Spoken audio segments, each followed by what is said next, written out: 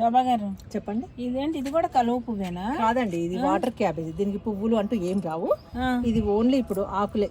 ఈ పక్కన బ్రాంచెస్ లాగా వస్తాయండి. చూడండి ప్రతి ఒక్కదానికి. ఇప్పుడు ఇది ఒక వారం 10 రోజుల వరకు ఈ టబ్బు మొత్తం నిండుతుందండి. ఇట్లాగే ఇది మొత్తం అసలు మనకి ఎంత అందంగా కనిపిస్తుంది అంటే అంత బాగుంటుంది. ఇది water cabbage. Water cabbage. Curries అవి వండుకోవద్దండి, మొక్కలకు వండుకునే కర్రీ అన్నట్టు. ఇది ఓన్లీ మొక్కల కోసం. ఎట్లా ఉపయోగం అయితే దీని ఏంటంటే ఇప్పుడు ఇదంతా నిండిపోతుంది కదండి.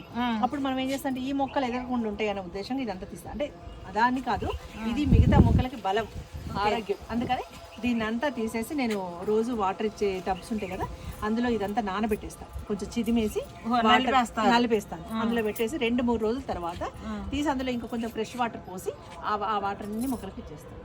ఇది మొత్తం అప్పటికంతా కుళ్ళిపోద్ది. ఆ కుళ్ళిపోయిన వేస్టేజ్ అంతా తీసి మళ్ళీ కంపోస్ట్లో వేసేస్తాం.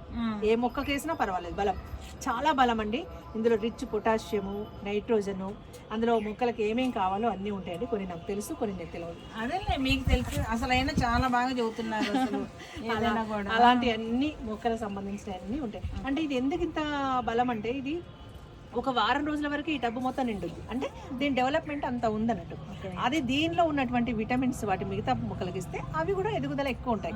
అందుకని చెప్పి అలా వాడతాం అన్నట్టు. దీన్ని వాటర్ క్యాబేజ్ అంటారు. థ్యాంక్ యూ శోభా గారు, మంచి మంచి విషయాలు చెప్పేస్తున్నారు మాకు.